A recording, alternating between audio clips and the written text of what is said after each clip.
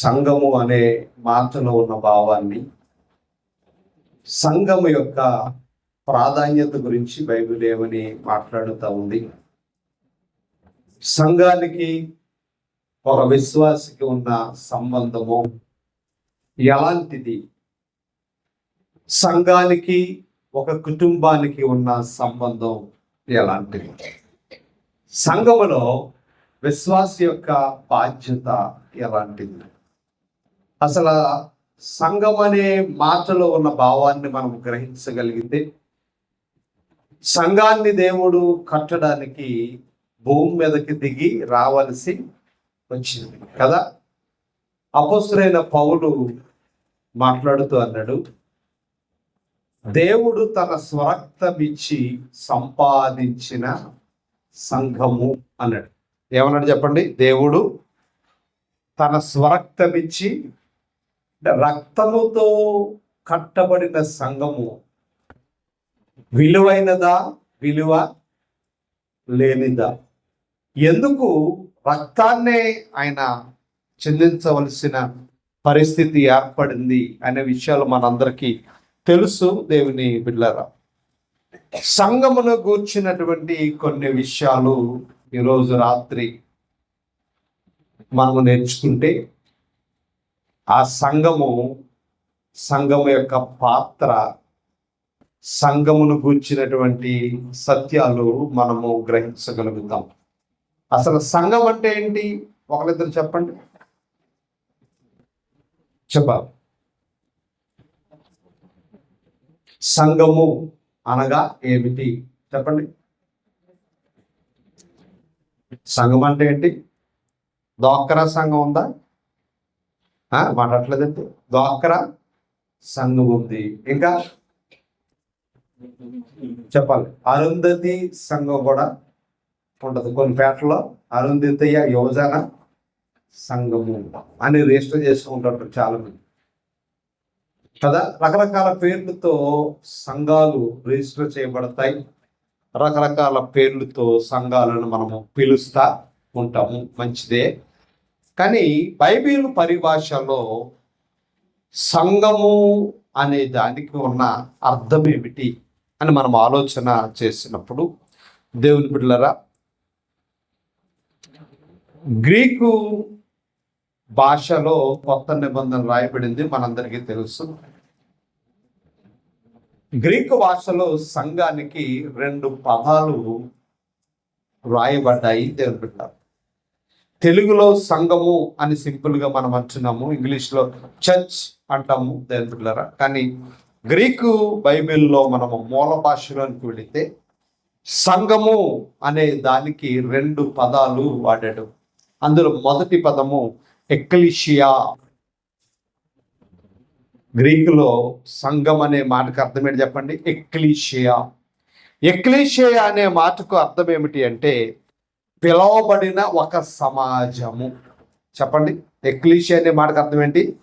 పిలవబడిన ఒక సంఘం అంటే ఏంటి చెప్పండి? పిలవబడిన ఒక సమాజం. ఎక్కడి నుంచి పిలవబడింది అంటే లోకములో నుండి పిలవబడిన సమాజం. ఎక్కడి నుంచి?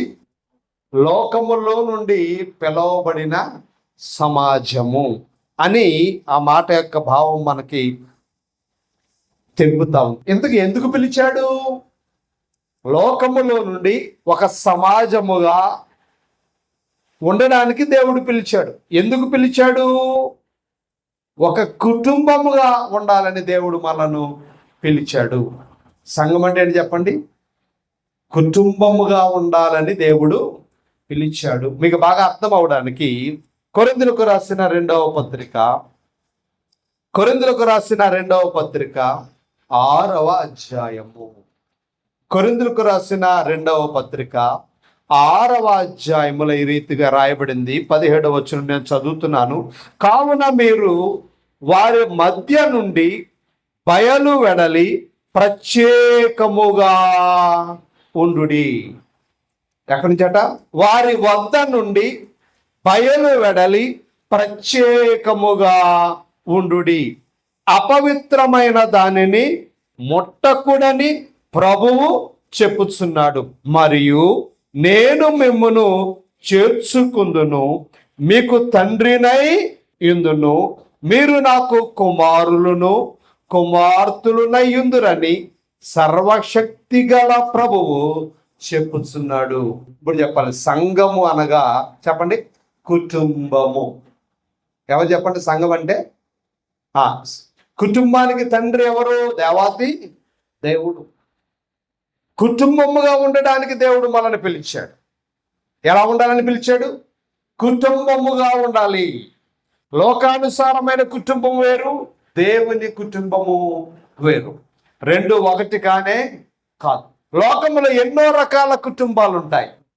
లోకములోనే ఎన్నో రకరకాల కుటుంబాలు ఉంటాయి. కుటుంబము అనగానే మీరు ఒక 5 కుటుంబాలు చూసుకుంటే ఆ 5 కుటుంబాలు ఒకేలాగా ఉండవు. ఒక 2 కుటుంబాలు చూసుకుంటే ఆ 2 కుటుంబాలు కూడా ఒకేలాగా ఉండవు. గమనించాలి జాగ్రత్తగా. లోకానుసారమైన కుటుంబాలు వేరు, దేవుని కుటుంబము వేరు. ఇప్పుడు చెప్పాలి, ఎక్లీషియా అనే మాటకి అర్థము ఒక సమాజముగా ఉండుటకు పిలవబడిన వారు. ఒక సమాజం అనగా అక్కడ ఏం పెట్టుకోవాలి మనము? కుటుంబముగా ఉండుటకు పిలవబడ్డాం. సంఘం అనే మాటకు అర్థం ఏంటి చెప్పండి? కుటుంబముగా ఉండుటకు పిలవబడిన వారము అని మొదటి మాట మనకు సెలవిస్తా ఉంది దేవుని బిడ్డలారా. కాబట్టి ఒక కుటుంబముగా ఉండడానికి మనం వచ్చాము. ఇక్కడ ఎందుకు వచ్చాము చెప్పండి? మనం ఒక కుటుంబముగా ఉండడానికి వచ్చాము అని మొదటి మాట చెబుతా ఉండగా, రెండవ మాట దేవుని బిడ్డలారా, అద్భుతమైన మాట గ్రీకులో రాయబడింది, కోయ్ నోయినియా. అందరూ చెప్పండి, కోయ్ నోనియా. కోయ్ నోనియా అనే మాటకు అర్థం ఏమిటి అని మనం జాగ్రత్తగా ఆలోచన చేసినప్పుడు అపోస్తుల కార్యాల్లో ఆ భావం మనకు కనబడుతుంది దేవుని బిడ్డలారా.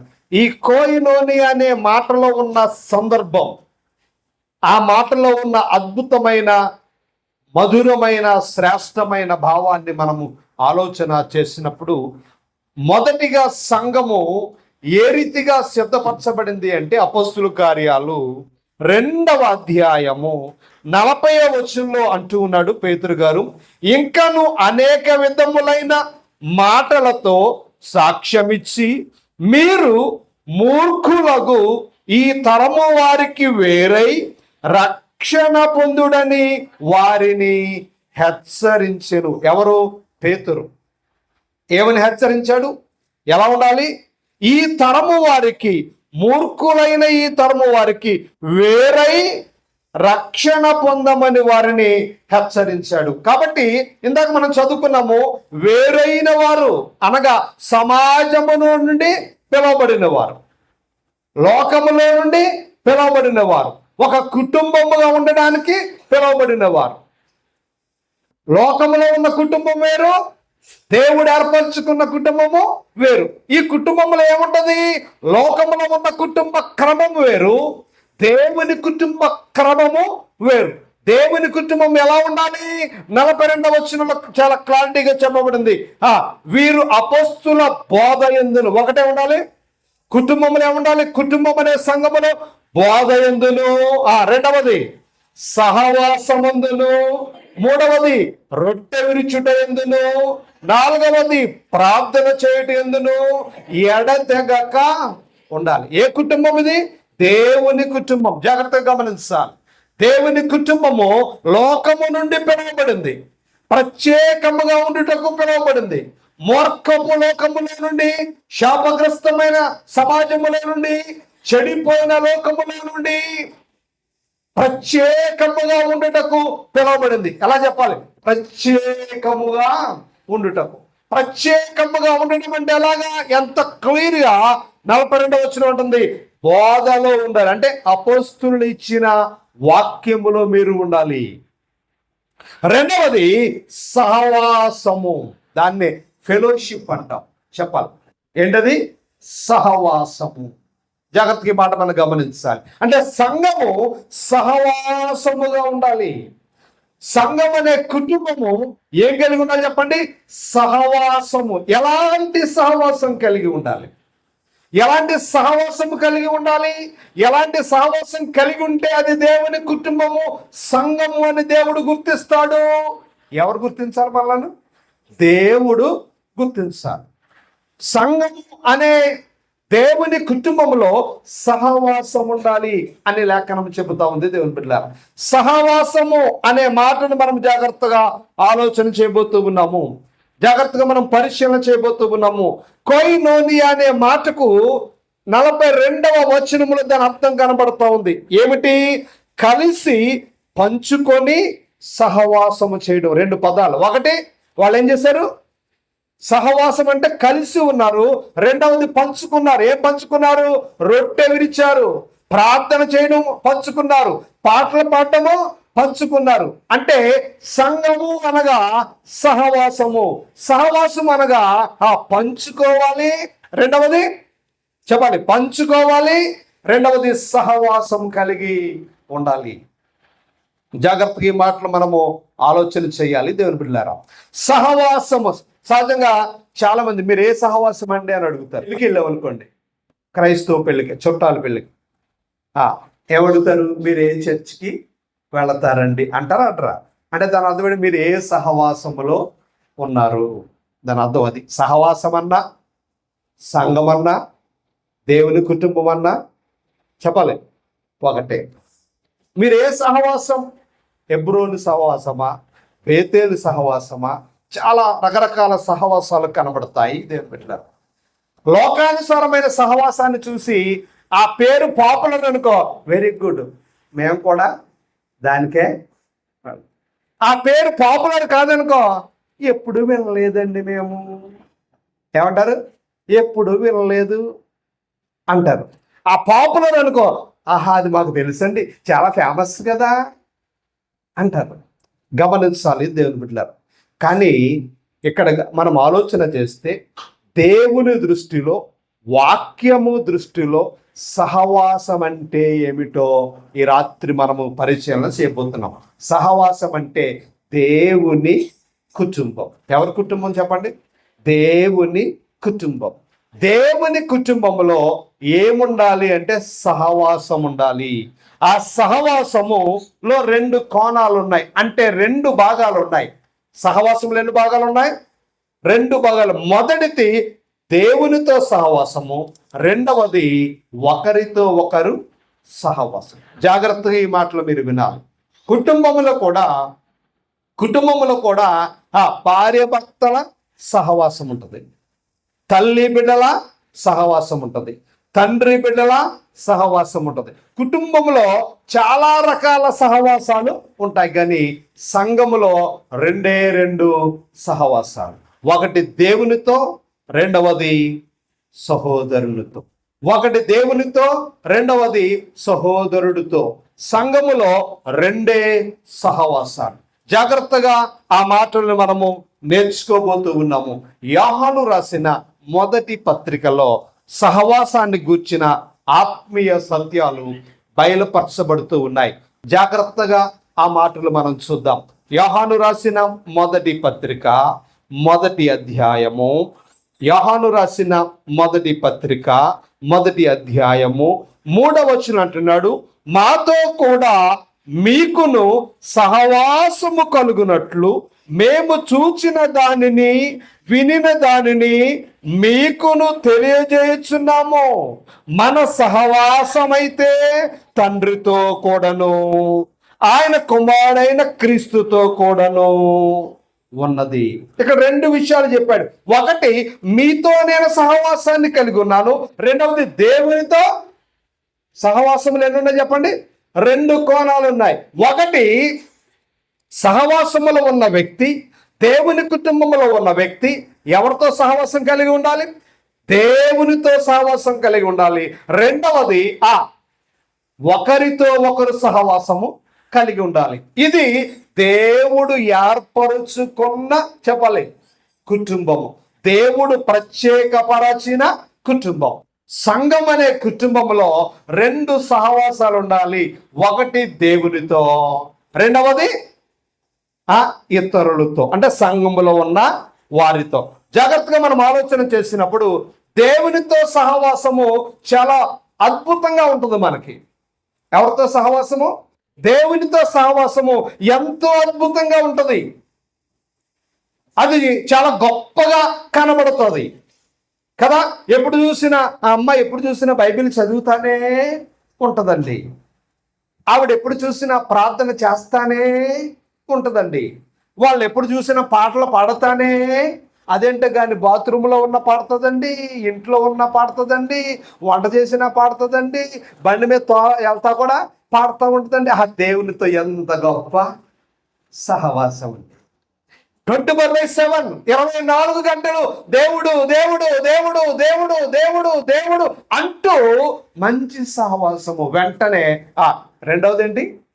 సంఘముతో ఎలా ఉన్నావు? ఎవరితో? సంఘముతో. ఇది ఎవరి కుటుంబం? దేవుని కుటుంబం. దేవుని కుటుంబం అనే సంఘము ప్రత్యేకించబడిన కుటుంబంలో నీ సహోదరితో నీ సహవాసం ఎలా ఉంది? కానీ సంఘం ఎవరో చూస్తుంది అంటే దేవునితో ఉన్న సేవకుడు కూడా అంటాడు, అమ్మ నువ్వు దేవునికి దగ్గరగా ఉండు, దేవునికి దగ్గరగా ఉండు, దేవునికి దగ్గరగా ఉండు, ప్రార్థన చేయి, ప్రార్థన చేయి, ప్రార్థన చేయి, పాటలు పాడు, పాటలు పాడు, వాక్యం చదువు, నా బొంద, ఇదే బోధింతాడు. మరి రెండవ కోణం ఏ కోణం? రెండవ కోణం ఏంటది? సహోదరితో నువ్వేం కలిగి ఉండాలి? సహవాసం. దేవుని కుటుంబంలో రెండు విధాలుగా నువ్వు ప్రయాణం చేయాలి. సహవాసం అనే మాటకు దేవునితో నువ్వు సహవాసం చేయాలి, నీ సహోదరితో కూడా నువ్వు సహవాసమా చేయాలి.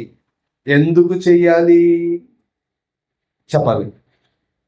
దేవునితో సహవాసం ఎందుకు చేయాలో మనందరికి తెలుసు కదా. సహోదరితో ఎందుకు సహవాసం చేయాలి? నేను మాట్లాడను,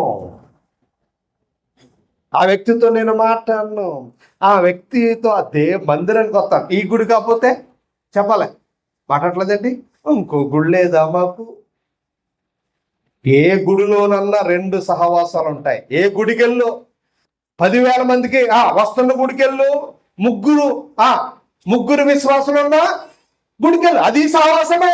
ఇది సతీష్ కుమార్ గారు 1,00,000 మంది కూడా సహవాసమే. ముగ్గురున్నది కూడా వాక్యము ఒకరికొకలాగా ఇంకొకరొకలాగా చెప్పదు. ఎక్కడికి వెళ్ళినా నువ్వు మనుషులతో సహవాసం కలిగి ఉండాలి. మొట్టమొదటిగా దేవునితో సహవాసము కలిగి ఉండాలి. జాగ్రత్తగా ఈ మాటలు మనం ఆలోచన చేయాలి. అంటే ఈ సహవాసం ఎందుకు చేయమని లేఖనం చెబుతాము. కుటుంబం అనే సంఘము. ఏంటి చెప్పాలి? కుటుంబం అనే సంఘము. ఏ కుటుంబం ఇది? దేవుడు లోకములో నుండి ప్రత్యేకముగా పిలిచిన కుటుంబము. సంఘం అంటే ఏంటి చెప్పాలి? సంఘం అంటే టైటిల్ కాదు. ఎబ్రోను, ఎలీము, ప్రార్థనా మందిరము, బేతేలు మందిరము, ఫెలోషిప్ పేరు కాదు. పేర్లో ఏమీ లేదు. పరలోకం వెళ్ళిన తర్వాత ఈ పేర్లు ఏమీ కనబడవు. రేపు పరలోకం వెళ్ళిన తర్వాత ఒకటే పరిశుద్ధులు చెప్పాలి, రెండవది పాపాత్ముడు. పరిశుద్ధుడు పరలోకంలో ఉంటాడు, పాపాత్ముడు నరకములో ఉంటాడు. సహవాసములో రెండు కోణాలు లేఖనం మనకి బోధిస్తూ ఉంది. ఒకటి దేవునితో సహవాసము, రెండవది మనుషునితో అంటే సంఘములో ఉన్న వానితో సహవాసం. సంఘములో ఉన్న వానితో సహవాసం ఎందుకు చెయ్యాలో, అసలు సహవాసాన్ని గురించి బైబిల్లో పదే పదే పదే పదే మాట్లాడింది దేవుని బిడ్డలారా. పదే మాట్లాడింది. సహవాసాన్ని గురించి ఎంత అద్భుతంగా బైబిల్ మాట్లాడింది. క్రొత్త నిబంధన. ఏ నిబంధన? క్రొత్త నిబంధన. ఒక మాట చూద్దాము. యోహాను రాసిన మొదటి పత్రిక 5వ అధ్యాయం. యోహాను రాసిన మొదటి పత్రిక 5వ అధ్యాయము 2వ వచనం. మనము దేవునిని ప్రేమించుచు ఆయన ఆజ్ఞలను నెరవేర్చి వారమైతమా దేవుని పిల్లలము.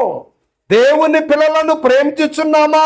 దాని వలన రెండు విషయాలు చెప్పాడు. ఒకటి, దేవునిని ప్రేమించుచు ఆయన ఆజ్ఞలను నెరవేర్చిన వారమైతమా అంటే ఎవరు సహవాసం ఇది? దేవునితో సహవాసం. వెంటనే ఏమన్నాడు?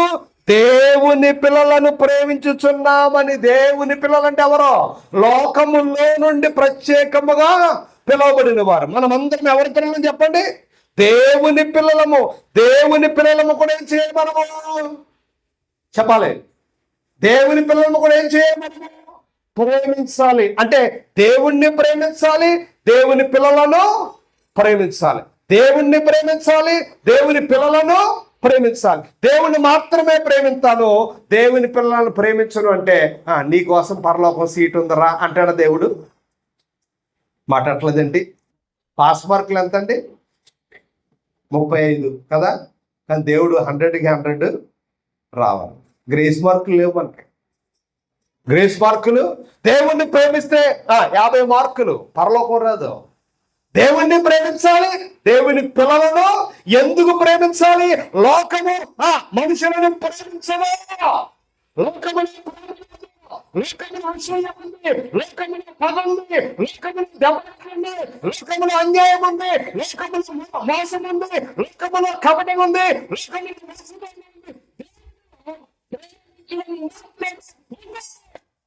అదే దేవుని కుటుంబం. ఏ కుటుంబం? దేవుని కుటుంబం. అందరినీ ప్రేమించేది. ఎందుకంటే అందరూ ఎవరి పిల్లలు చెప్పండి అమ్మా? అందరూ ఎవరి పిల్లలు? దేవుని పిల్లలు. లోకానికి దేవుని కుటుంబానికి తేడా ఏమిటి? లోకం అందరినీ ప్రేమించదు. లోకం అందరితో సంబంధ బాంధవ్యాలు కలిగి చెప్పలే ఉండదు. కానీ సంఘం చెప్పలే, సంఘం అందరినీ ప్రేమిస్తుంది. అందరితో అందరితో ఏం కలిగి ఉంటుంది? మాట్లాడలేదండి. లోకం అంతటితో మనకు సహవాసం ఉండదు. లోకంతో స్నేహం ఉంటుంది, సంఘముతో ఏముంటుంది? వెరీ గుడ్, క్లారిటీ ఉండాలి మీకు. ఎందుకంటే లోకంలో ఉన్న వాళ్ళు కూడా ఎవరి పిల్లలు? దేవుని పిల్లలే. వాళ్ళతో స్నేహమే చేయాలి, సంఘముతో ఏం చేయాలి? సహవాసము చేయాలి. ఇంకా మనం ముందుకు వెళ్దాము. దేవుని పిల్లలు తిమోతికి రాసిన పత్రికలో చాలా క్లియర్గా పౌలు సంఘాన్ని గూర్చిన విషయాలు మాట్లాడుతూ ఉన్నాడు. అద్భుతమైన విషయాలు తెలియపరుస్తూ ఉన్నాడు. తిమోతికి రాసిన మొదటి పత్రిక 3వ అధ్యాయం 14వ వచనం, శీఘ్రముగా నీ యొద్దకు వత్తునని నిరీక్షించుచున్నాను తిమోతి, నీ దగ్గరికి నేను వస్తానయ్యా. 15వ వచనం, అయినను నేను ఆలస్యము చేసిన ఎడల దేవుని మందిరములో, అనగా ఏమన్నాడు?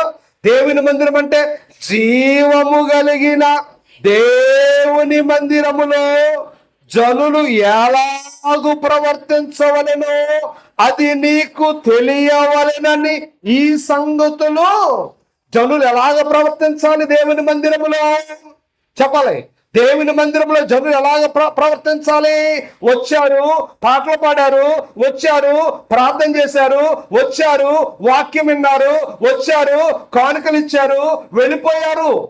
ఇదేనా దేవుని సంఘం అంటే? ఇదేనా దేవుని సంఘం అంటే? ఇదేనా దేవుడు నేర్పించింది? నేర్పిస్తామన్నాడు తిమోతి. జీవము కలిగిన దేవుని సంఘం ఇది. ఏ సంఘము? జీవము కలిగిన దేవుని సంఘము.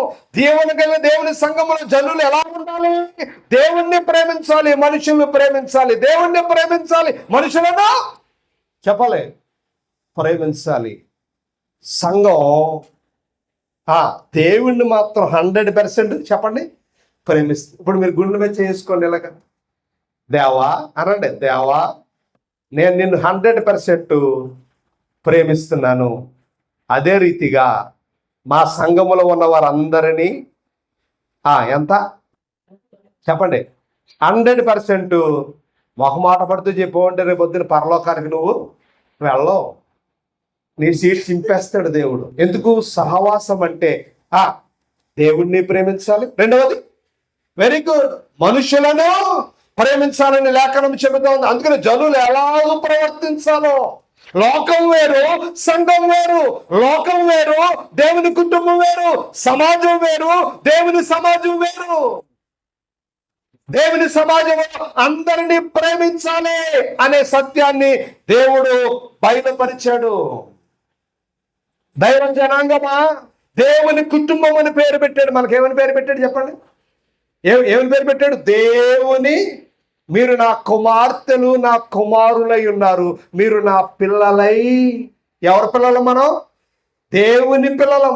దేవుని పిల్లలు ఏం చేస్తారు? దేవునిలాగా ప్రవర్తిస్తారని లేఖనము ఎంతో స్పష్టంగా చెబుతా ఉంది. మొట్టమొదటిగా దేవుణ్ణి ప్రేమించాలట. ఎవరితో సహవాసం చేయాలి? దేవునితో చేయాలి, రెండవది మనుషులతో సహవాసము చేయాలి. ఇంకా మనం ముందుకు వెళితే ఒక అద్భుతమైన మాట నేను మీకు జ్ఞాపకం చేయాలని ఆశపడుతూ ఉన్నాను. ఒకరినొకరు ప్రేమించాలి అనే ఆ మాట యొక్క ప్రాముఖ్యత, ఒకరినొకరు మీరు ప్రేమించుకోవాలని ఎందుకు ఆ పదాన్ని దేవుడు చెప్పాడు? దేవుణ్ణి ప్రేమింతే సరిపోదా? ఒకరినొకరు కూడా ప్రేమించుకోవాలా? ఒకరి పట్ల ఒకరు ప్రేమ కలిగి ఉండాలా? ఎందుకు దేవుడితో ఉంటే సరిపోదా? మనుషులతో కూడా ప్రేమ కలిగి ఉండాలా అని మనం ఆలోచన చేసినప్పుడు ఒకరినొకరు ప్రేమించుకోవాలి అనే మాటలో ఉన్న పరమార్థము, దాని ఆవశ్యకత ఏమిటో ఒకసారి చూద్దాము. రోమిలకు రాసిన పత్రిక 13వ అధ్యాయం. తీసారా? రోమిలకు రాసిన పత్రిక 13వ అధ్యాయము 10వ వచనం, ప్రేమ పొరుగువానికి కీడు చేయదు గనుక ప్రేమ కలిగి ఉండుట ధర్మశాస్త్రమును, అంటే అర్థం ఏంటి? వాక్యాన్ని ప్రేమ కలిగి ఉండుట దేన్ని నెరవేరుస్తున్నావు నువ్వు? వాక్యాన్ని నెరవేర్చుట. వాక్యాన్ని నెరవేర్చడం అంటే ఏంటో తెలుసా? వాక్యాన్ని నెరవేర్చడం అంటే ప్రేమ కలిగి ఉంటేనే నువ్వు వాక్యాన్ని 100% నెరవేర్చినట్లు లెక్క. ఏం కలిగి ఉంటేని చెప్పాలి? ఏం కలిగి ఉండాలంట? పొరుగువానికి కీడు చేయదు.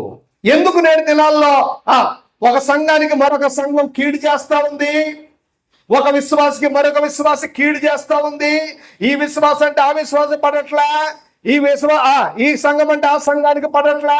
కారణం ఏమిటి అంటే వాళ్ళు దేవునితో సహవాసం కలిగి ఉన్నారు కానీ మనుషులతో సహవాసం కలిగి లేరు. సహవాసం అంటే వాళ్ళ దృష్టిలో దేవుడు నేను, దేవుడు నేను, దేవుడు నేను. మరి ఇంకోటి దేవుడు మనుషులు, దేవుడు మనుషులు. నిజంగా అంటున్నాను, అన్ని సంఘాలు దేవుని సంఘాలు అయితే ఎందుకు ఒక సంఘం మరొక సంఘానికి కీడు చేస్తా ఉంది? ఎందుకు ఒక విశ్వాసి మరొక విశ్వాసిని తిడుతా ఉంది?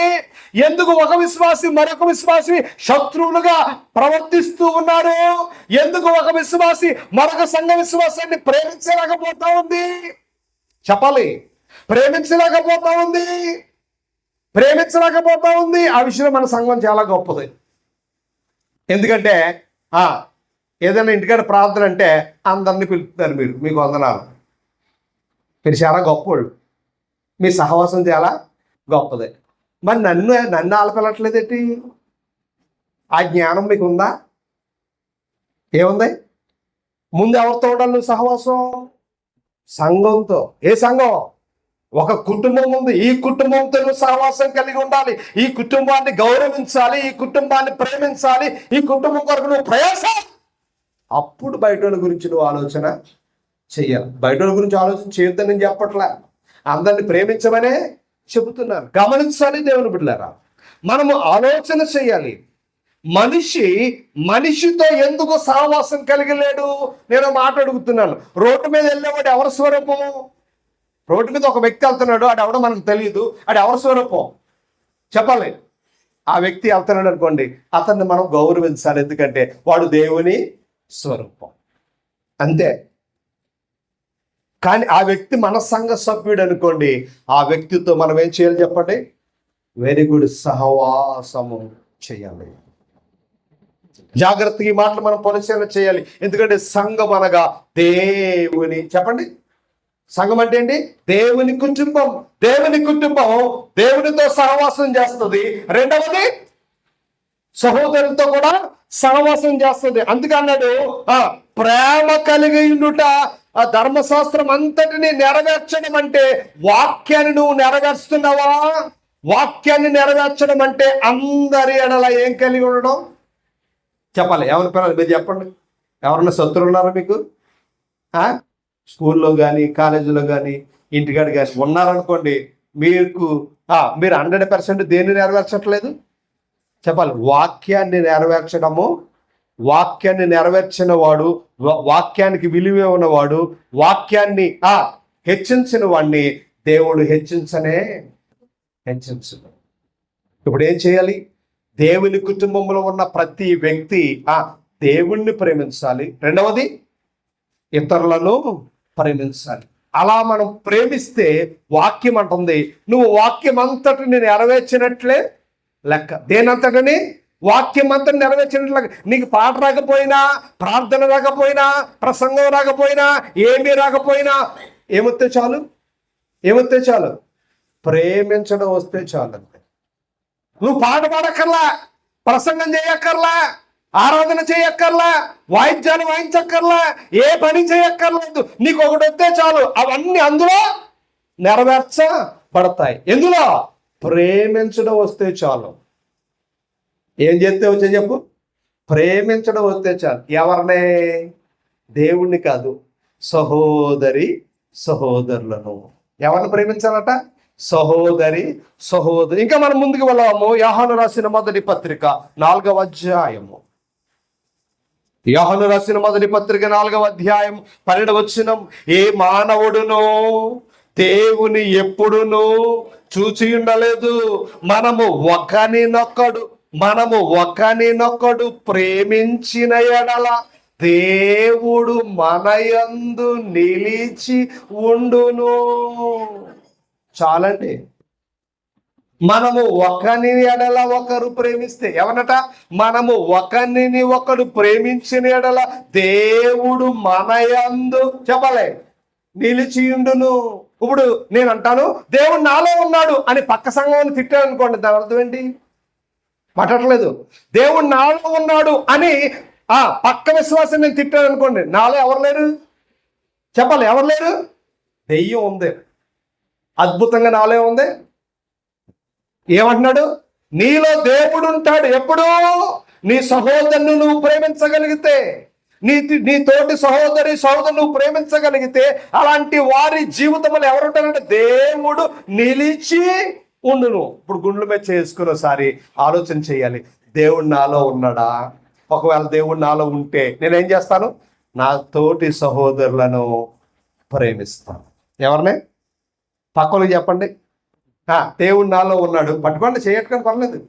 పక్క వాళ్ళు చేయట్టుకోండి. దేవుడు నాలో, నా యొక్క కాదు, పక్క వాళ్ళకి చూడండి. దేవుడు నాలో ఉన్నాడు. నేను పొరుగు వారిని ప్రేమిస్తున్నాను. పైన రికార్డ్ అవుతుంది. ఎక్కడ? పైన రికార్డ్ అవుతుంది. దేవుడు మనలో నిలుచున్నాడు అంటానికి ప్రూఫ్ ఏంటి? ఒకరినొకరు ప్రేమించుకొనుట. దేవుడు నాలో ఉన్నాడు అంటానికి ప్రూఫ్ ఏంటి? అందరినీ ప్రేమించుట. దేవుడు నాలో ఉన్నాడు అనడానికి అర్థం ఏమిటి అంటే, అందరి పట్ల నేనేం కలిగి ఉండాలంటే ప్రేమ కలిగి ఉండాలి. అదే ఆత్మీయ బంధము. ఏ బంధం చెప్పండి? ఆత్మీయ బంధము. ఇంకా బాగా లోపలికి వెళితే దేవుని కుటుంబంలో ఏముంటుందో తెలుసా? ప్రేమ బంధం ఉంటుంది. ఏ కుటుంబంలో చెప్పాలి? ఏ కుటుంబంలో? దేవుని కుటుంబంలో. దేవుని కుటుంబంలో ఏమంటో తెలుసా? ప్రేమ అనే బంధం ఉంటుంది. లోకానుసారమైన కుటుంబాలు ఎన్నో ఉన్నాయి. అంటే లోకానుసారమైన కుటుంబాలు ఎన్నో ఉన్నాయి. దేవుని బిడ్డలారా, ఎన్నో కుటుంబాలు ఉన్నాయి. కానీ లోకానుసారమైన కుటుంబాలు వేరు, దేవుని కుటుంబం వేరు. దేవుని కుటుంబంలో ఏముంది అంటే ప్రేమ ఉంది. చెప్పాలి, ఏముందంటే దేవుని కుటుంబంలో ప్రేమ ఉంది అనే లేఖనం ఎంతో స్పష్టంగా చెబుతా ఉంది.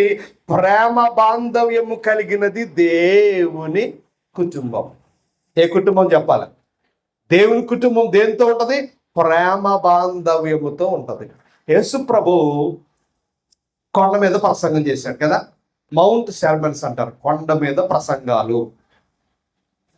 మత్తయి సువార్త 5వ అధ్యాయం, 6వ అధ్యాయం, 7వ అధ్యాయం, 3 అధ్యాయాలు రాయబడ్డాయి. దాన్ని ఏమంటారంటే కొండ మీద ప్రసంగం.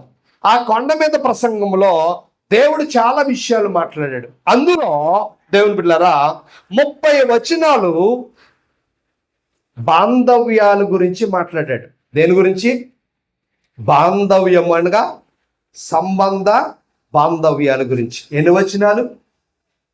30 వచనాలు సంబంధ బాంధవ్యాలు. ఎలాంటి బంధాలు మనము కలిగి ఉండాలి, ఎలాంటి సంబంధ బాంధవ్యాలు కలిగి ఉండాలో 30 వచనాలు మాట్లాడాడు దేవుని బిడ్డలారా. అలాగే నీతిని గురించి 21 వచనాలు మాట్లాడాడు. అదే రీతిగా ప్రార్థన గురించి కేవలం 17 వచనాలు మాత్రమే మాట్లాడాడు. అదే రీతిగా దేవుని బిడ్డలారా ఆత్మీయ క్రమశిక్షణ గురించి కేవలము కొన్ని వచనాలు మాత్రమే మాట్లాడాడు. ధనము గురించి 18 వచనాలు మాట్లాడాడు. దేని గురించి ప్రార్థన గురించి 17 వచనాలు మాట్లాడాడు. ధనము గురించి 18 వచనాలు మాట్లాడాడు. నీతి గురించి 21 వచనాలు మాట్లాడితే బాంధవ్యాల గురించి 30 వచనాలు మాట్లాడాడు. అంటే దాని అర్థం అన్నిటికంటే ప్రాముఖ్యమైనది ఏంటి చెప్పండి? బాంధవ్యము అనగా సహవాసము. దేవుని కుటుంబంలో ఏముంది అని ఎవరిని అడిగితే ఏం చెప్పాలి? దేవుని కుటుంబంలో ప్రేమ ఉంది. దేవుని కుటుంబంలో ఏముంది అంటే దేవుని కుటుంబంలో ప్రేమ ఉంది. ఆ దేవుని కుటుంబంలో సభ్యురాలు దేవుణ్ణి ప్రేమిస్తారు, తోటి వారిని ప్రేమిస్తారు. ఇది దేవుని కుటుంబం, ఇది సహవాసము అని లేఖనం మనకి స్పష్టంగా చెబుతా ఉంది. మరొక మాట నేను చూపించి త్వరగా ముందుకు వెళ్ళాలని ఆశపడుతూ ఉన్నాను. మత్తయి సువార్తలో యేసుప్రభుల వారు ఒక అద్భుతమైన విషయాన్ని జ్ఞాపకము చేస్తూ ఉన్నాడు. ఏమని జ్ఞాపకము చేస్తూ ఉన్నాడు అంటే, ఒక శాస్త్రి గారు అనగా ఒక విజ్ఞానవేత్త, ఒక తత్వవేత్త, ఒక జ్ఞాని యేసుప్రభుల వారి దగ్గరికి వచ్చి ఒక ప్రశ్న వేశాడు. ఆ ప్రశ్న దాని సమాధానము చూద్దాము దేవుని బిడ్డలారా. మత్తయి సువార్త 22వ అధ్యాయము 36వ వచనము నుండి, బోధకుడా ధర్మశాస్త్రములో ముఖ్యమైన ఆజ్ఞ ఏదని అడిగాను. అందుకు ఆయన, పూర్ణ హృదయముతోను, నీ పూర్ణ ఆత్మతోను, నీ పూర్ణ మనస్సుతోను నీ దేవుడైన యెహోవాను ప్రేమింపవలెననుదే ఇది ముఖ్యమునైన మొదటి అయిన ఆజ్ఞ. నిన్ను వలె నీ పొరుగువారిని ప్రేమింపవలనని రెండవ ఆజ్ఞయు దాని వంటిది. అంటే అర్థం ఏంటి చెప్పాలి? అది ముఖ్యమైందే, అది ఎంత ముఖ్యమైందో ఇది కూడా. ఎవరు చెప్పారు ఈ మాట? యేసుప్రభు చెప్పాడు. ఏమంటున్నాడు? దేవుణ్ణి ప్రేమించడం అంటే నీ పూర్ణ హృదయముతో, నీ పూర్ణ ఆత్మతో, నీ పూర్ణ మనస్సుతో. అంతేనా? ఇంకేమని అన్నాడా? నీ పూర్ణ మనస్సుతో నీ దేవుడైన యెహోవాని ప్రేమించడం ఎంత ముఖ్యమైందో అలాంటిది మరొకటి ఉంది. ఏమిటంటే నిన్ను వలె నీ పొరుగు వాణ్ణి కూడా. ఇప్పుడు చెప్పాలి, రెండు మనం ఫాలో అవుతున్నామా? ఏ కుటుంబంలో ఉన్నాం మనం? చెప్పాలి, ఏ కుటుంబంలో ఉన్నాం? దేవుని కుటుంబంలో ఉన్నాం, దేవుని సంఘములో ఉన్నాం, దేవుని సంఘముగా పిలువబడుతున్నాం. దేవుని కుటుంబంలో ఉన్న కుటుంబాలు ఎలా ఉండాలి? ఏ కుటుంబమో? దేవుని కుటుంబంలో ఉన్న కుటుంబాలు ఎలా ఉండాలి? దేవుణ్ణి ప్రేమించాలి. చెప్పాలి, పొరుగు వారిని ప్రేమించాలి. ఎవరి కుటుంబంలో ఉన్న కుటుంబాలు? దేవుని కుటుంబంలో ఉన్న కుటుంబాలు. రెండు ముఖ్యమైనవే. ఏంటి ముఖ్యమైనవి? దేవుణ్ణి ప్రేమించడము ముఖ్యమైనదే, పొరుగు వారిని ప్రేమించడము ముఖ్యమైనదే. ఈ రెండిట్లో ఏది గొప్ప అంటే దేవుడు అన్నాడు రెండు సమానమే. మొదటి దాని వంటిది కూడా ఇదే అన్నాడు. అంటే అర్థం ఏంటి? రెండు సమానమే.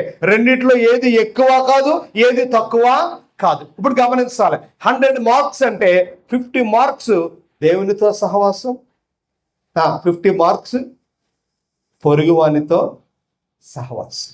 ఇప్పుడు మనం ఫెయిలా పాస్? ఎగ్జామ్ రాస్తున్నాం మనం. ఇప్పుడు ఫ్యామిలీ బ్లెస్సింగ్ మీట్లో దేవుని కుటుంబంలో పరీక్ష మనం రాస్తూ ఉన్నాం. ఏ కుటుంబంలో?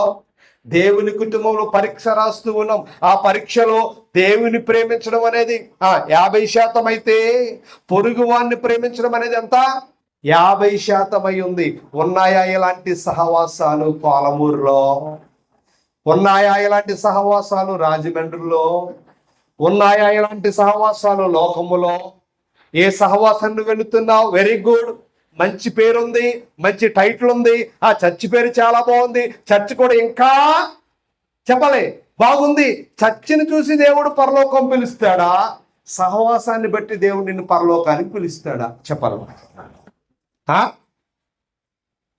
దేన్ని బట్టి? సహవాసాన్ని బట్టి దేవుడు నిన్ను పరలోకానికి పిలుస్తాడు. ఆ సహవాసం అనగా వెంటనే గుర్తు రావాలి, దేవునితో సహవాసము. రెండవది చెప్పాలి, మనుషులతో సహవాసం. మనుషులంటే మనుషులందరితో కాదు, దేవుని కుటుంబంలో ఉన్న వారితో మాత్రమే నువ్వు సహవాసము కలిగి ఉండాలి. ఇక్కడ మనుషులు రెండు రకాలు, ఒకటి విశ్వాసులు, రెండవది అవిశ్వాసులు. అనగా దేవుణ్ణి విశ్వసించిన వారు, రెండవది విశ్వసించని వారు. విశ్వసించిన వారితో సహవాసము కలిగి ఉండాలి, విశ్వసించని వారితో స్నేహము మాత్రం ఉండాలి. అంటే దేవుణ్ణి నమ్మని వారు మనకు స్నేహితులుగా ఉండడం తప్పేమి చెప్పండి కాదు. ఎవరితో? దేవుని నమ్మని వారు మనకు స్నేహితులుగా ఉండడం తప్పేమీ కాదు. వాళ్ళు కూడా ఎవరి స్వరూపం? దేవుని స్వరూపమే. కాబట్టి దేవుని నమ్మని వారితో స్నేహము చేయాలి, దేవుని నమ్మిన వారముతో ఏం చేయాలి? సహవాసము చేయాలి. ఇది ఏ సహవాసము అంటే దేవుని పిల్లలు కలిగిన సంబంధ బాంధవ్యం. ఎవరు కలిగిన సంబంధ బాంధవ్యం? దేవుని పిల్లలు కలిగిన సంబంధ బాంధవ్యం. ఏంటది? దేవుని పిల్లలు దేవుణ్ణి ప్రేమిస్తారు, దేవుని పిల్లలు ఒకరినొకరు ప్రేమించుకుంటారు. ఇది దేవుని పిల్లలు కలిగిన సంబంధ బాంధవ్యము. ఇది దేవుని చెప్పాలి కుటుంబము. ఎవరి కుటుంబము? దేవుని కుటుంబం. ఇంకా మనం ముందుకు వెళితే ఒక అద్భుతమైన విషయాన్ని చూపించి త్వరగా ముందుకు వెళ్ళాలని ఆశపడుతూ ఉన్నాను. గలతీయులకు రాసిన పత్రికలో ఒక అద్భుతమైన మాట వ్రాయబడుతూ ఉంది. దేవుని బిడ్డలారా, ఒకసారి చూద్దామా?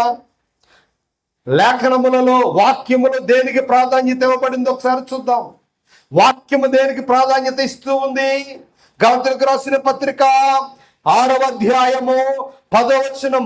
కాబట్టి మనకు సమయము దొరికిన కొలది అందరి ఎడల విశేషముగా విశ్వాస గృహమునకు చేరిన వారి ఎడల మేలు చేయుదుము. వాక్యం చెబుతా ఉంది. వాక్యం చెబుతా ఉంది. ఏమన్నాడు? సమయము దొరికిన కొలది విశ్వాస గృహములో ఉన్న వారికి మేలు చేయాలి. అంటే సంఘములో ఉన్న వారికి మేలు చేయాలి. సమయము ఉన్న కొలది నీకు ఎప్పుడు అవకాశం ఉంటుందో, ఎప్పుడు నీకు సమయం అనుకూలించబడుతుందో, అవకాశం ఉన్నప్పుడల్లా నువ్వు ఎవరికి సహాయం చేయాలంటే సంఘానికి మేలు. అదేంటో అందరికీ మేలు చేస్తాం. మనం చెప్పాలి, అందరికీ ఏం చేస్తాం? మేలు చేస్తాం. అందరికీ ఏం చేస్తాం? సహాయము చేస్తాం. పై అంటాము మొన్న వద్దునండి, దేవుడు క్షమించాలి, ఆ వ్యక్తికి ఇలా చేశానండి, ఆ దరిద్రుడు తిరిగి నాకు చెప్పలేదు. నిన్ను ఎవరు చేయమన్నాడు? ఎవరు ఇమ్మన్నారు? ఈ రోజుల్లో ఈ మధ్యకాలంలో ఎక్కువగా ట్రెండ్ అవుతున్న ఒక న్యూస్ ఏంటో తెలుసా? అన్నం తినకపోయినా పర్లేదు కానీ అప్పు మాత్రం ఇవ్వకో అని చెప్పాడు. కానీ ఏం తిన్నా పర్లేదట? నువ్వు అన్నం తిన్నా పర్లేదు, తినపర్లేదు, మాత్రం ఎవరికి అప్పు ఇవ్వకో, అప్పు ఇచ్చి తెప్పలో తెచ్చు. ఎందుకు అంటే దేవుని పిల్లరా, మేలు చేయాలి ప్రతి విశ్వాసి. కానీ మేలు చేస్తూ ఉన్నప్పుడు అవతల వాడిని మేలు పొందుతూ మనకి కీడు చేస్తూ ఉన్నప్పుడు మనం ఏం చేయలేమంటే మేలు. కానీ వాక్యం ఏం చెప్తుందో తెలుసా? సాధ్యమైనంత వరకు అవకాశం ఉన్న కొలది సంఘానికి నువ్వేం చేయాలంట? మేలే.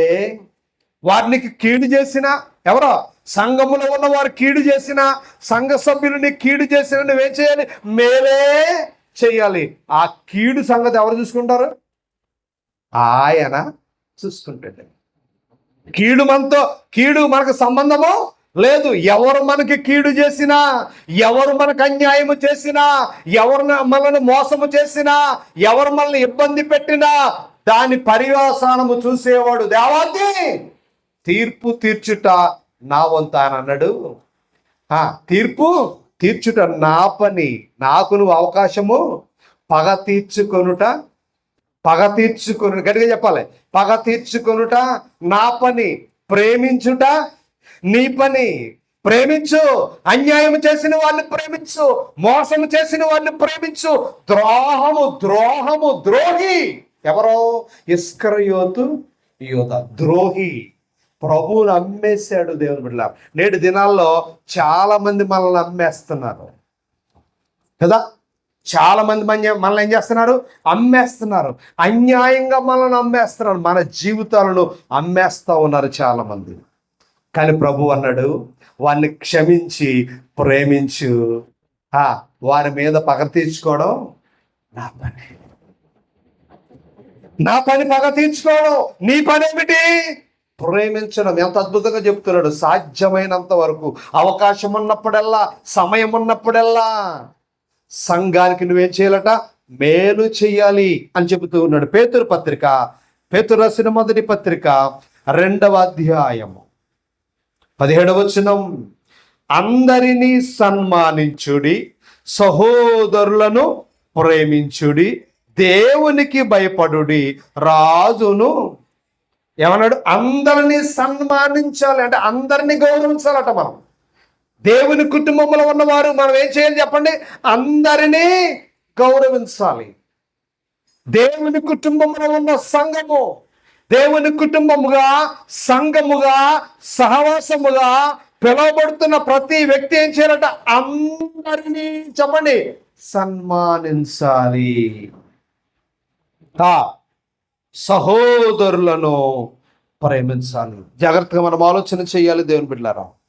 అందరినీ జాగ్రత్తగా ఈ మాట మనం ఆలోచన చేయాలి దేవుని బిడ్డలారా. సంఘము పట్ల మనం ఏం కలిగి ఉండాలి అంటే ప్రేమ కలిగి ఉండాలని లేఖనం చెబుతా ఉంది. మనం విశ్వాసమును గూర్చి ఎక్కువగా మనం మాట్లాడుతూ ఉంటాం.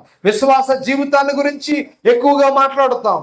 నేను విశ్వాసాన్ని కలిగి ఉన్నాను, నేను మంచి విశ్వాసిని, దేవుని పట్ల నమ్మకమైన విశ్వాసిని, దేవుని సన్నిధికి వచ్చే విషయంలో, దేవునికి ఇచ్చే విషయంలో నేను మంచి విశ్వాసిని, నా విశ్వాసం చాలా గొప్పది, నా విశ్వాసం చాలా గొప్పది, నా విశ్వాసం చాలా గొప్పది, నా విశ్వాసాన్ని బట్టి దేవుడు ఎన్నో అద్భుతాలు చేస్తున్నాడు అంటామన్నమాట.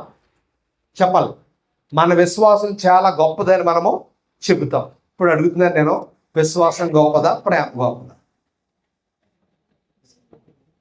మాట్లాడలేదేంటి? ప్రేమ గొప్పది. జాగ్రత్తగా మనం ఆలోచన చేయాలి. క్రైస్తవుడు ఎవరు అంటే ఒక అద్భుతమైన మాట, విశ్వాసి. క్రైస్తవుడా చెప్పండి? విశ్వాసి. విశ్వాసికి విశ్వాసము ఎంత ప్రాముఖ్యమో, రెండవది ఏంటి? ప్రేమ కూడా అంత ప్రాముఖ్యము. ఆ మాటలు నేను మీకు జ్ఞాపకం చేసి ముగింపులోకి వెళ్ళాలని ఆశపడుతూ ఉన్నాను.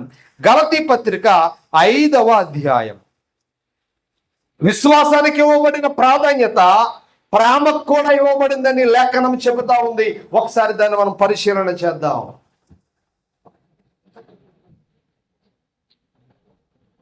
గలతీ పత్రిక 5వ అధ్యాయము 6వ వచనం అంటున్నాడు, యేసుక్రీస్తు నందుండు వారికి సున్నతి పొందుట యందు ఏమీ లేదు, పొందకపోవుట యందు ఏమీ లేదు, గాని ప్రేమ వలన కార్యసాధకమగు విశ్వాసము ప్రయోజనమగును. ఏంటంట? ప్రేమ వలన కార్యసాధకమగు విశ్వాసము ప్రయోజనం. అంటే ప్రేమ ఉంటేనే ఆ విశ్వాసం ఏమవుతుంది? ప్రయోజనం అవుతుంది. ఏముంటేనే? ప్రేమ లేదు, దేవాన్ని నమ్ముతున్నాను ప్రభా, దేవాన్ని ఆధారం, నువ్వే దిక్కు, ఎవరు వద్దు, నాకు అసలు ఎవరు వద్దు, అందరూ మంచివాడు కాదు, నేను మాత్రమే మంచిదాన్ని, దేవా నన్ను అందరూ వదిలేశారు ప్రభు, నాకు ఎవరు లేరు ప్రభు, నేను ఒక్కదాన్నే ఉన్నాను ప్రభు అన్నాడు. ఎవరో నేను ఒక్కరినే ఉన్నాను అన్నాడు. ఎవరు? ఏలియా. ఏమన్నాడు? ఒక్కరినే ఉన్నాను అన్నాడు. అన్నాడా లేదా? అప్పుడు దేవుడు అన్నాడు, నువ్వు ఒక్కడవే కాదు, ఇంకా ఎంతమంది ఉన్నారు? 4,000 మంది ఉన్నారు. విశ్వాసము ఎంత గొప్పదో ఆ విశ్వాసము దేంతో నింపబడాలి? ప్రేమతో నింపబడాలి. ప్రేమ లేని విశ్వాసాన్ని దేవుడు అంగీకరించడు. ప్రేమ లేని విశ్వాస జీవితాన్ని దేవుడు అంగీకరించడు. ప్రేమ లేని విశ్వాస జీవితాన్ని దేవుడు ఇష్టపడడు. ఎంత క్లీన్గా లేఖనం చెబుతా ఉందో మనం ఆలోచన చేయాలి దేవుని బిడ్డలారా. నువ్వు మంచి విశ్వాసివే, ప్రార్థన పరురాలువే, పాటలు పాడుతున్నావు, వాక్యాన్ని చదువుతున్నావు, దేవుని సన్నిధికి వస్తున్నావు, దేవునికి ఇస్తున్నావు, కానీ నీలేమి లేదు. చెప్పాలి, ఏమి లేదు? ప్రేమ లేదు. అంటే ఎంతలో ఉన్నావు? 50%.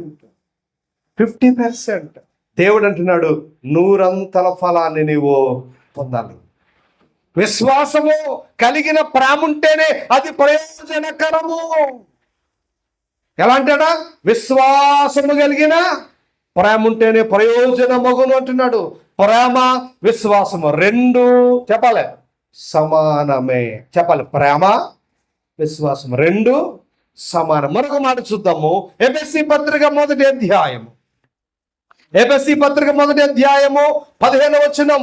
ఈ హేతువు చేత ప్రభు అయిన యేసునందలి మీ విశ్వాసమును గూర్చియు పరిశుద్ధులందరి ఎడల మీరు చూపుచున్న విశ్వాసం అన్నాడు కానీ ప్రేమను గూర్చి ఫుట్నోట్లో రాశాడు. పరిశుద్ధులందరి ఎడల మీరు చూపుచున్న ప్రేమను గూర్చి నేను వినినప్పటి నుండి, ఒకటి విశ్వాసం ఉండాలి, రెండవది ఏముండాలి? దేవుని పట్ల విశ్వాసం ఉండాలి. పరిశుద్ధుల పట్ల, పరిశుద్ధులు అంటే ఎవరు? సంఘము. పరిశుద్ధులు అనగా పిలువబడిన వారు. పరిశుద్ధులు అనగా దేవుని కుటుంబం. దేవుని కుటుంబం పట్ల ప్రేమ ఉండాలి. దేవుని పట్ల ఏముండాలి చెప్పండి? విశ్వాసం ఉండాలి. రెండు ఒకటా వేరువేరా? రెండు ఒకటా వేరువేరు అంటే రెండు సమానమే. ప్రేమ విశ్వాసము, ప్రేమ విశ్వాసము రెండు సమానమే. మరొక మాట చూద్దాం. ఎఫెసీ పత్రిక 3వ అధ్యాయము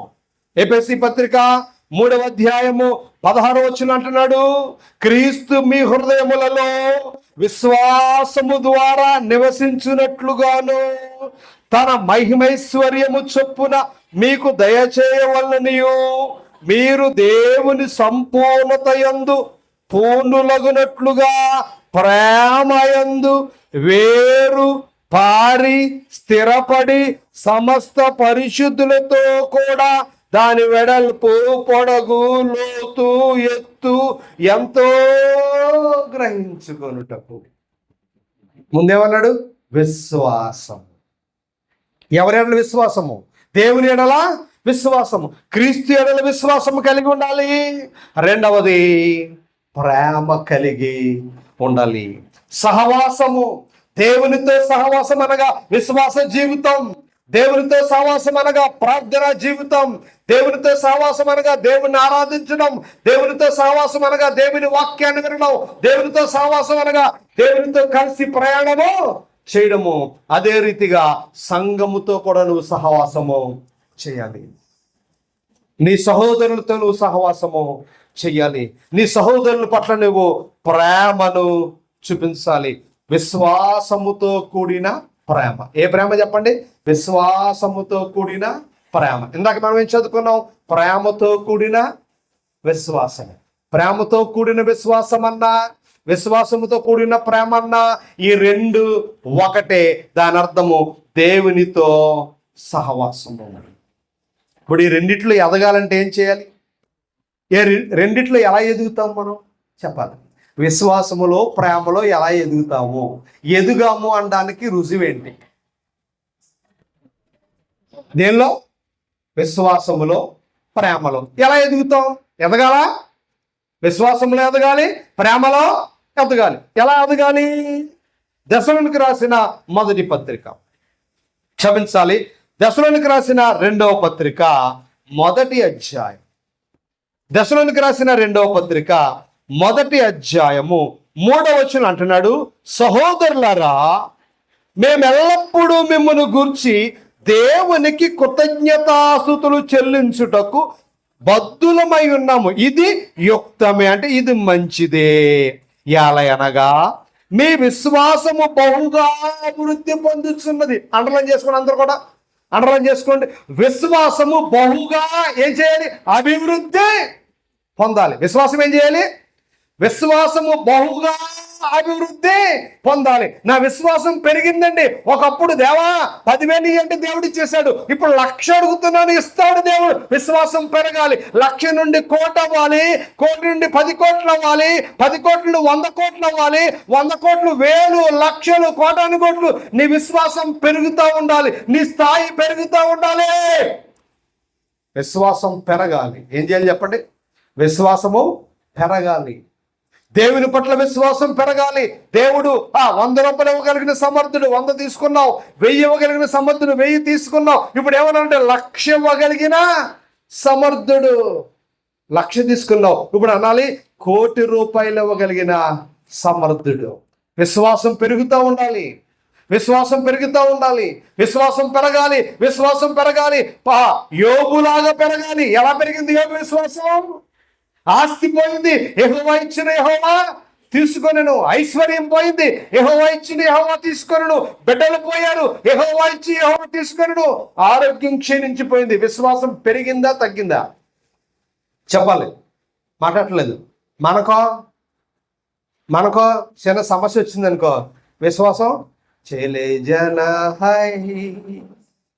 బాధ వచ్చిందనుకో, విశ్వాసం చేలే జన హై. భరించలేని కష్టం వచ్చింది, మోయలేని బరువు వచ్చింది, ఊహించలేని సమస్య వచ్చింది. అప్పుడు నీ విశ్వాసం పెరగాల తరగాల? గుడి మానేసి ఎందుకు వచ్చిందో బాగాలేదండి, ఏం లేదట, ఏమ్మా అంటే మనసు బాగాలేదండి. విశ్వాసం పెరిగిందా తరిగిందా? గుడికి ఎందుకు రాలేదమ్మా? ఇదేంటి ఫ్యామిలీ బ్లెస్సింగ్ జరుగుతుంది, ఎందుకు రాలేదంటే మనసు బాగాలేదండి. పెరిగిందా తరిగిందా? ఏంటది? విశ్వాసం పెరగాలి. విశ్వాసం ప్రాణాపాయ స్థితికి వచ్చింది. భార్య అవమానకరంగా మాట్లాడింది, బిడ్డలు చనిపోయారు, ఆస్తి పోయింది. యోబు విశ్వాసం పెరుగుతానే ఉంది. విశ్వాసం పెరగాలి. మరి ప్రేమ కిందకు చదువుదాం. యాలయనగా మీ విశ్వాసం బహుగా అభివృద్ధి పొందుచున్నది. మీ అందరిలో ప్రతివాడును ఎదుటివాని ఎడల చూపు ప్రేమ. ఎదుటివాని ఎడల చూపు ప్రేమ. ఎవరి ఎడల? దేవుని ఎడల చూపు ప్రేమ అని ఉందండి అంకేమ గారు. ఎదుటివాని ఎడల అనగా కోడల ఎడల, అనగా కూతురి ఎడల, అనగా సంఘము ఎడల, అనగా పిల్లల ఎడల, అనగా బంధువుల ఎడల, అనగా స్నేహితుల ఎడల విస్తరించాలి. ఏం చేయాలి చెప్పండి? విస్తరించాలి ప్రేమ. విస్తరించాలి. విస్తరించడం అంటే ఏంటి? ఈరోజు ఒక వాళ్ళ గారు అత్తగారికి చారే చెట్టింది. ప్రేమ విస్తరించడం అంటే చారు, చికెన్ ఫ్రై. ప్రేమ విస్తరించడం అంటే చారు, చికెన్ ఫ్రై, మటన్ ఫ్రై. ప్రేమ విస్తరించడం అంటే బిర్యానీ, చారు, చికెన్ ఫ్రై, మటన్ ఫ్రై. విస్తరించాలి ప్రేమ విస్తరించాలి. విశ్వాసము పెరగాలి. ప్రేమ విస్తరించడం విశ్వాసం మాత్రం పెరుగుతూ ఉంది. విశ్వాసం పెరుగుతూ ఉంది, ప్రేమ విస్తరించడమో లేదు.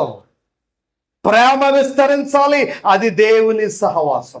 ప్రేమ విస్తరించాలి, అది దేవుని కుటుంబం. ప్రేమ విస్తరించిన కారణాన సంఘాలు ముక్కలైపోతున్నాయి, సమాజాలు ముక్కలైపోతున్నాయి, కుటుంబాలు ముక్కలైపోతున్నాయి, సంసారాలు ముక్కలైపోతున్నాయి. కారణం ఏంటి తెలుసా? ప్రేమ విస్తరించడం లేదు. ప్రేమ విస్తరించడం అంటే అర్థం తెలుసా? ఉన్నవాళ్ళు మానేసి పక్కోళ్ళకి చూపించమని కాదు. ప్రేమ విస్తరించమన్నారు అయ్యగారు, పక్కోళ్ళు ట్రై చేద్దాం అనుకోకుండా. ప్రేమ విస్తరించడం అంటే ఉన్నవారినే నీవు ప్రేమించాలి. నీ ఇంటిలో ఉన్న కుటుంబం, సంఘములో ఉన్న కుటుంబం. సంఘములో ఎవరున్నారు? నీ కూతురుంది. సంఘములు ఎవరున్నారు? నీ భర్త ఉన్నాడు. సంఘములు ఎవరున్నారు? నీ పిల్లలు ఉన్నారు. నీ ప్రేమ విస్తరించాలి. బాధ విస్తరించాలి, మాటలు చెప్పాలి, విస్తరింతాయి, కానీ ప్రేమ మాత్రము విస్తరించదు. నేను అంటున్నాను, మనము నిజంగా దేవుని కుటుంబమేనా? మనము నిజముగా దేవుని కుటుంబమేనా? మనము నిజముగా దేవుని సంఘమేనా? దేవుని సంఘములో ప్రేమ విస్తరించాలి, కానీ ముక్కలైపోకూడదు. అసూయను చూపించకూడదు, కపటాన్ని చూపించకూడదు, ద్వేషాన్ని చూపించకూడదు, కక్షను చూపించకూడదు, మోసము చూపించకూడదు, పగను చూపించకూడదు. ఏ సంఘాలు చూడండి, ఏ కుటుంబాలు చూడండి, ఎక్కడికి వెళ్ళినా చూడండి, నచ్చిన వాళ్ళతో ఒకలాగుంటాము, నచ్చని వాళ్ళతో ఒకలాగుంటాము. ఏం విస్తరించడం లేదు. విశ్వాసం విస్తరిస్తుంది. ఒకప్పుడు ఇక్కడ ఉన్నప్పుడు మాత్రం దేవుని దగ్గర రాలేదు, కానీ వేరే చోటుకి వెళ్ళాక ప్రతిరోజు దేవుడే. విశ్వాసం బాగా విస్తరించింది. మనం కూడా మీటింగ్లు పెడదాం, మనం కూడా భోజనం పెడదాం, మనం కూడా అలా చూద్దాం. ఏదో ఒక పులిని చూసి నక్కట విశ్వాసం విస్తరించడం అంటే అది కాదు.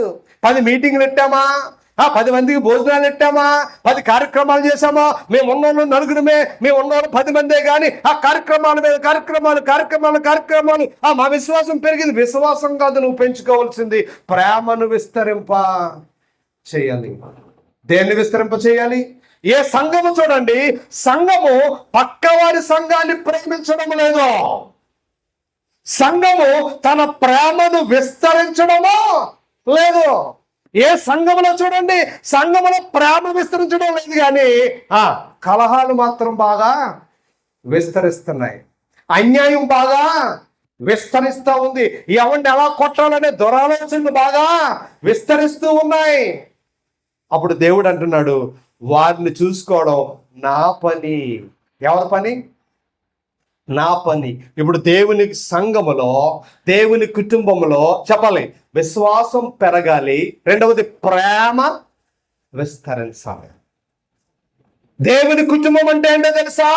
విశ్వాసము పెరిగేది, ప్రేమ విస్తరించేది. ఇదే దేవుని కుటుంబం, ఇదే దేవుడు కోరుకున్న దైవ కుటుంబం.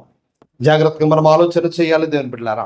కానీ నేటి దినాల్లో విశ్వాసం అభివృద్ధి పొందుతూ ఉంది, ప్రేమ మాత్రము చెప్పండి విస్తరించడము లేదు.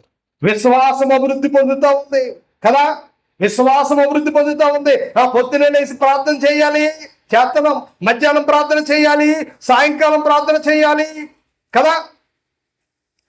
బుధవారం స్త్రీల కోడిక, మంగళవారం యూత్ మీటింగు, శుక్రవారం ఉపవాస ప్రార్థన, శనివారం ఆ ప్రార్థన, ఆదివారం ఈ ప్రార్థన, వారంలో అన్ని ప్రార్థనలే. Very good. నీ విశ్వాసం విస్తరించింది, కానీ నీ ప్రేమ విస్తరించలే. నువ్వు దేవుని కుటుంబంలో ఉన్నావా? దేవుని కుటుంబంలో దేవుని కుమారుడుగా, దేవుని కుమార్తెగా, దేవుని సంఘంలో ఉంటే నీ ప్రేమ విస్తరించాలి. కానీ విశ్వాసము పెరుగుతూ ఉంది. ఈ వారంలో బావా సునీలు మంచి సేవకుని తీసిరా, మీటింగ్లు పెడదాం. వచ్చే నెలలో మరొక సేవకుని తీసుకురా, మీటింగ్లు పెడదాం. విశ్వాసం పెరుగుతుంది, మీటింగులు పెరుగుతున్నాయి, కోటాలు పెరుగుతున్నాయి, ప్రార్థనలు పెరుగుతున్నాయి. ఏం పెరగట్లేదు? ప్రేమ పెరగడం లేదు. ఏం పెరగడం లేదు? ప్రేమ పెరగడం లేదు. ప్రేమ లేనివాడు గురించి బైబిల్ ఏముందో తెలుసా? ఏమి లేనివాడు చెప్పాలి. విశ్వాసం లేనివాడి గురించి మాట్లాడలే. విశ్వాసము లేనివాడు దేవునికి ఇష్టడైండుట అసాధ్యం. ప్రేమ లేని వాడి గురించి బైబిల్ ఏం మాట్లాడిందో తెలుసా? యోహాను రాసిన మొదటి పత్రిక 2వ అధ్యాయము. ప్రేమ లేనివాడు ఎందులో ఉన్నాడు చెప్తుంది ఇక్కడ. ప్రేమ లేనివాడు, యోహాను రాసిన మొదటి పత్రిక 2వ అధ్యాయము 9వ వచనం, వెలుగులో ఉన్నానని చెప్పుకొనుచు. ఎందులో ఉన్నాను? వెలుగు అనగా సంఘము, వెలుగు అనగా దేవుని ఇల్లు. వెలుగులో ఉన్నామని చెప్పుకొనుచు తన సహోదరుని ద్వేషించువాడు. ఎవరినట? సహోదరుని ద్వేషించువాడు ఎక్కడున్నాడు? చీకటిలోనే ఉన్నాడు. సహోదరుని ద్వేషించువాడు ఎక్కడున్నాడు? చీకటిలో ఉన్నాడు. తన సహోదరుని ప్రేమించువాడు వెలుగులో ఉన్నాడు. అతని యందు అభ్యంతర కారణం ఏదీయూ లేదు. తన సహోదరుని ద్వేషించువాడు చీకటిలో ఉండి చీకటిలో నడుచుకొనుచు చీకటి అతని కన్నులకు గ్రుడ్డుతనము కలుగు చేసెను గనుక తానెక్కడికి పోవచ్చున్నాడో అతనికి తెలియదు. చివరికాడు నాశనానికి పోతాడు, నాశనం అయిపోతాడు. ఏమి లేనుడు చెప్పాలి. ప్రేమ లేనుడు సర్వనాశనం. నేను చెప్తున్నాను, వాక్యం చెప్తుందా? ఎక్కడ పోతాడు? నాశనమే వాడి ప్రేమ లేని వారి జీవితము చెప్పాలి నాశనమే, అనగా చీకటి. ఇంకా మనం ముందుకు వెళదాం. డార్క్నెస్, చీకటి. మరొక మాట చూద్దాం. యోహాను రాసిన మొదటి పత్రిక 3వ అధ్యాయం 14వ వచనం, మనము సహోదరుని ప్రేమించుచున్నాము గనుక మరణములో నుండి జీవములోనికి దాటి ఉన్నాము అని ఎరుగుదుము. ప్రేమ లేనివాడు మరణము అనగా డెత్, మరణములో ఉన్నవాడు. ఏమి లేనివాడు? ప్రేమ లేనివాడు ఎక్కడున్నాడు? మరణములో ఉన్నాడు. ప్రేమ ఉందా సంఘాల్లో? ప్రేమ ఉందా సేవకులలో? మంచి మంచి పేరు సంఘాలు, ఎవరికి లేని పేరు మనకే ఉండాలని మంచి మంచి ఫ్లెక్స్ బోర్డులు ఎంత అందంగా వేస్తారో చర్చిలకి. చూసారు మీరు? ఎంత అద్భుతంగా వేస్తారో. డిజైన్లు బాగుంటాయి, చర్చిలు బాగుంటాయి, సౌండ్ సిస్టమ్ బాగుంటుంది, ఇంకేంటి ఆర్కెస్ట్రా బాగుంటుంది, ఇంకేంటి కార్యక్రమాలు బాగుంటాయి, ఇంకేంటి ప్రార్థనలు బాగుంటాయి, యూత్ మీటింగ్ ఉంటుంది, చిల్డ్రన్ మీటింగ్ ఉంటుంది, స్త్రీల మీటింగ్ ఉంటుంది, చాలా కార్యక్రమాలు ఉంటాయి. కానీ ఏముండదు? సహోదరుని ప్రేమించే ప్రేమ. ప్రేమ లేనివాడు ఎక్కడున్నాడు? మరణము అనగా మరణానికి మరొక గుర్తు ఏమిటి? మరణానికి మరొక గుర్తు చెప్పాలి, నిత్య నరకము. ప్రేమ లేని క్రైస్తవుడు నరకములో ఉన్నాడు అని లేఖనము చెబుతా ఉంది. దేవుని బిడ్డలారా, ప్రేమ లేనివాడు నరకములో ఉన్నాడు. ప్రేమ లేనివాడు నరకములో ఉన్నాడు. అడుగుతున్నాను, పూర్వము నుండి, ఆది కాండము నుండి ఇప్పటి వరకు అసలు బైబిల్ అంతా దేని గురించి చెప్తుంది చెప్పండి మీరు? చెప్పాలి. పూర్వము నుండి అంటే ఆది కాలము నుండి, ఎక్కడి నుంచి? ఆదాము దగ్గర నుండి యేసు ప్రభు వరకు, అపోస్తుల వరకు, ఇప్పటి వరకు అంటే 2024 వరకు బైబిల్ ఏం బోధిస్తా ఉంది? ఏం బోధిస్తా ఉంది? నేను ముగిస్తా ఉన్నాను దేవుని. చెప్పలే, పూర్వము నుండి ఇప్పటి వరకు బైబిల్ ఏం బోధిస్తుంది? ఆ మాట చదివి ముగించేసుకుందాం. అదే యోహాను రాసిన మొదటి పత్రిక 3వ అధ్యాయము 11వ వచనం అంటాడు, మన మొకనినొకడు ప్రేమించవలనన్నది మొదట నుండి మీరు వినినా. మొదట నుండి అక్కడి నుంచి ఆదాము దగ్గర నుండి మనం వింటున్న వర్తమానం ఏమిటి? మొకని ఎడల ఒకడు ప్రేమ కలిగి. ఆది కాండం ఏం చెప్పింది? నిర్గమాకాండం ఏం చెప్పింది? సంఖ్యాకాండం ఏం చెప్పింది? పాత నిబంధనలో ఉన్న భక్తులు చరిత్రలు, ప్రవక్తల పుస్తకాలు, పద్య కావ్యాలు, కీర్తనలు అంతా ఏం చెప్పింది అంటే ఒకరినొకరు చెప్పాలి. ఒకరినొకరు అంటే దేవుని కుటుంబంలో ఏముంటాయి? దేవుని కుటుంబము విశ్వాసములో ఎదుగుతుంది, ప్రేమలో విస్తరిస్తుంది. దేవుని కుటుంబం విశ్వాసములో ఎదుగుతుంది, ప్రేమలో విస్తరిస్తుంది. కానీ సంఘాలు ఎదుగుతున్నాయి. ఏమి ఎదుగుతున్నాయి? ఒకప్పుడు ఒకే సంఘం ఉండేది కదా, ఇప్పుడు 2 అయ్యాయి, 2 3 అయ్యాయి, రేపు 4 కూడా అవుతాయి. సంఘాలు పెరుగుతున్నాయి కానీ ఏం విస్తరించట్లా. అదే కోలమూరు, అదే వీధి, ఈ వీధిలో వాళ్ళు, ఒకే వీధిలో వాళ్ళు 3-4 చర్చిలకు వెళ్ళే వాళ్ళు ఉన్నారా లేదా? సంఘాలు పెరిగాయి, విశ్వాసం పెరిగింది. మా విశ్వాసం వేరు, మీ విశ్వాసం పెరిగింది కానీ ఏం విస్తరించలా. అంటే వాళ్ళు ఎంతలో ఉన్నారు? 50%లో ఉన్నారు, 50%లో ఫెయిల్ అయ్యి. ఎవడైతే ప్రేమలో ఫెయిల్ అవుతాడో వాడు చీకటిలో ఉన్నాడు. రెండవది, వాడు మరణములో ఉన్నాడు. తల్ల వంచండి, ప్రార్థన చేసుకుందాం.